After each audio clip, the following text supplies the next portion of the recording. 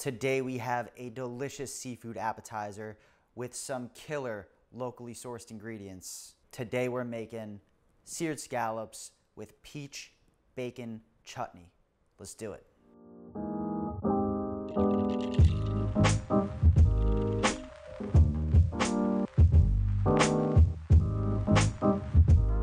What's up? Welcome back to Transcend the Table. My name is Pete Beck and I am thrilled to have you back in my kitchen. Whether you're suffering from summertime sadness or you are pumped that the fall is rapidly approaching, this late summer treat is sure to please. Let's check out what you're gonna need to make these seared scallops with peach bacon chutney.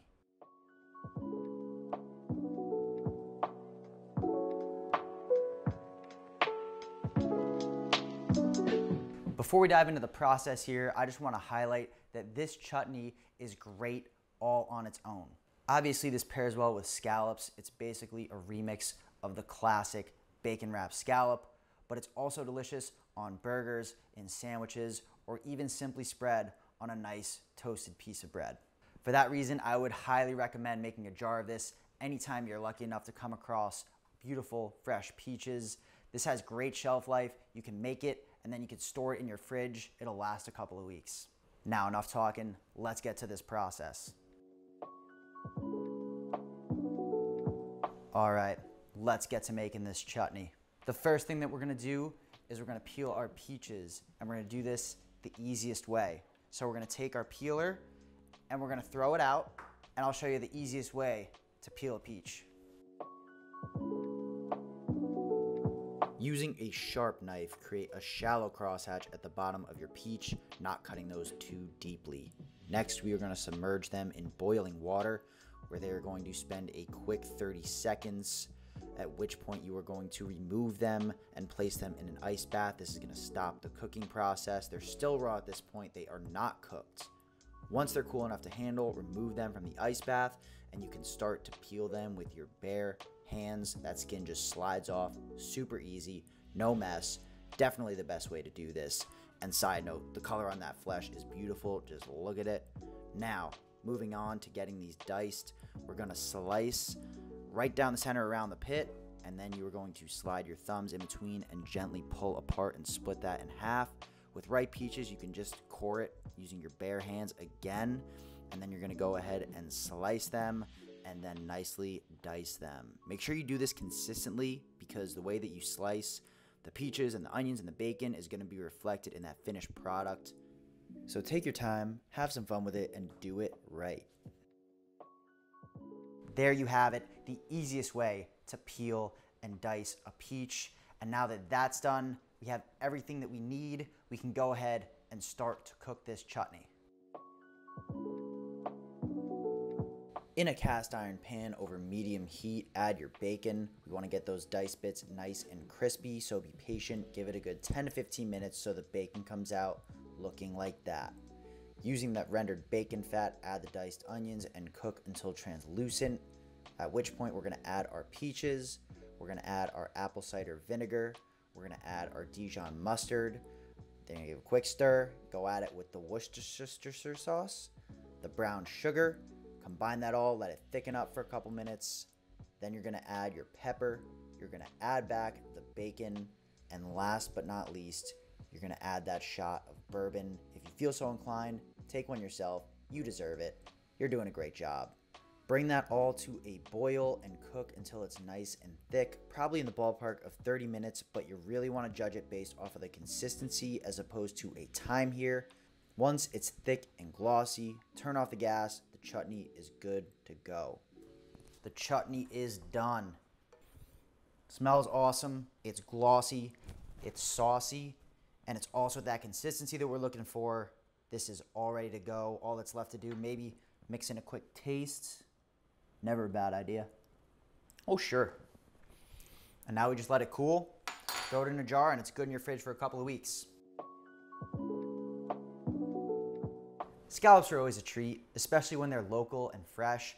These scallops were caught off the coast of Long Beach Island, up by Barnegat Light, which is even cooler because that's actually a spot that I used to go to growing up in the summer a lot.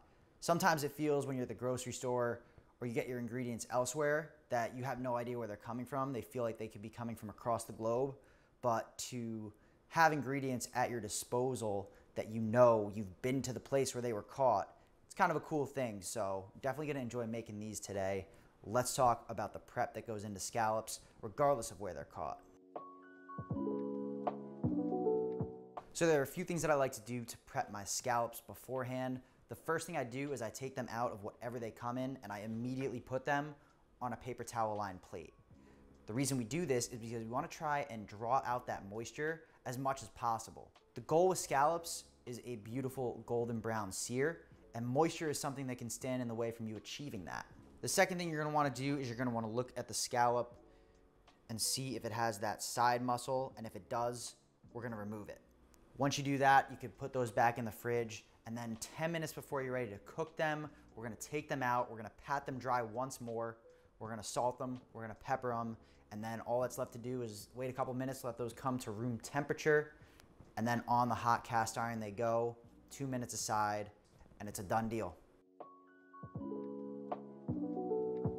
All right, it is go time. Season the scallops well with salt and pepper, and while those are coming to room temperature, we're gonna get our cast iron oiled and scalding hot. You're gonna wanna use a high smoke point oil. I'm using grapeseed.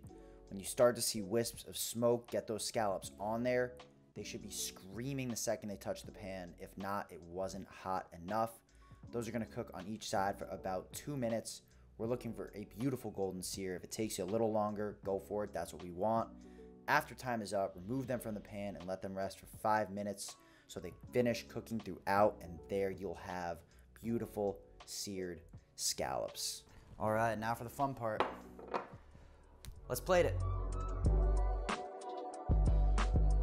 Start off by laying down some basil, garlic, aioli. This is just a little garnish. The basil pairs really nicely with that peach flavor, and then we're gonna place down our New Jersey born and raised scallops, which of course will be topped with that peach bacon chutney. Look at how glossy and beautiful that looks up there. Lastly, we're gonna top that off with some lightly dressed microgreens, which we're gonna start off in a pile, change our mind midway, and then turn it into, I don't know, whatever you call that, a little circular disbursement. Oh well, had to go with the flow, made a change on the fly. Either way, here is the finished product. All right, well, you know what they say about the plating? Sometimes it may be good, and sometimes it may be shit. Or somewhere in the middle, I don't know. Now it's time to eat this.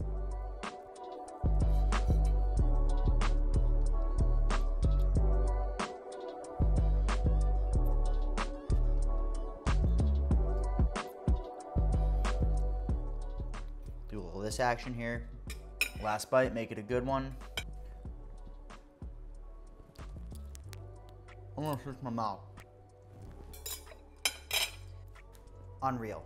So there you have it, a killer summer appetizer, not to mention a super versatile peach bacon chutney with a great shelf life. But hurry up and give this a try because peach season is rapidly coming to a close. And when you do whip it up, make sure you tag us on Instagram at transcendthetable. Feel free to reach out with any questions, comments, concerns, your favorite color, anything. I'd love to hear from you guys no matter what. Now, if you don't mind, I'm dirty. My sink full of dirty dishes is dirty. Both need a good cleaning. I'm gonna go take care of that. Thanks for joining us. We'll catch you next time.